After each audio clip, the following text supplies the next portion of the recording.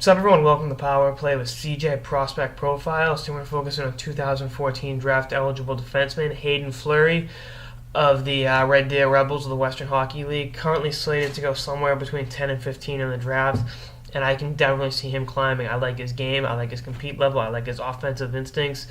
He's 6'3", 203 pounds, so he's already closer to filling out his frame than most defensemen, players his age. And I think he can afford to get a little bit bigger, but that'll come with time. It's not something to be worried about. This year he's got 10 points through 16 games with the Red Deer Rebels. He's +4. Last year, his first full year in the Western League, had 19 points in 66 games and was also +4. So his plus minus is awesome. Doesn't take a lot of penalties, which some pundits might say, oh well, he's not playing tough. I look at it as he's not taking stupid penalties.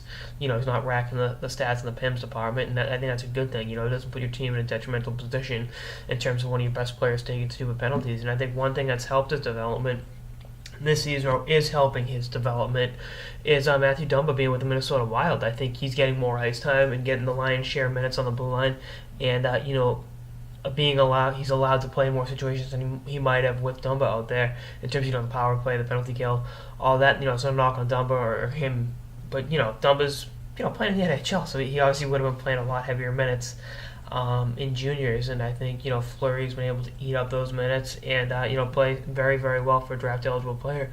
Draft tall defensemen that have offensive instincts don't grow on trees.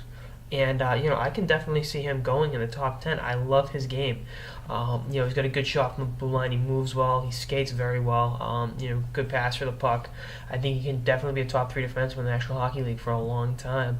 And, this draft isn't as deep as last draft, but I think he can definitely be a value pick with the 7th or 8th pick in the draft because he will pay dividends for many, many years and make a general manager and an organization very happy.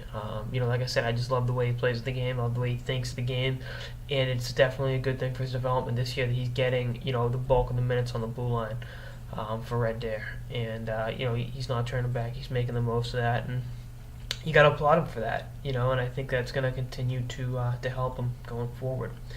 And, I think he'll need some more time in juniors. He'll probably be playing at least one World Juniors for Canada. But I think in 2 years you'll hear him as a, everyday defenseman in the National Hockey League. That's how high I am on his game. And I can't wait to watch him develop and turn into a pretty stable NHL defenseman.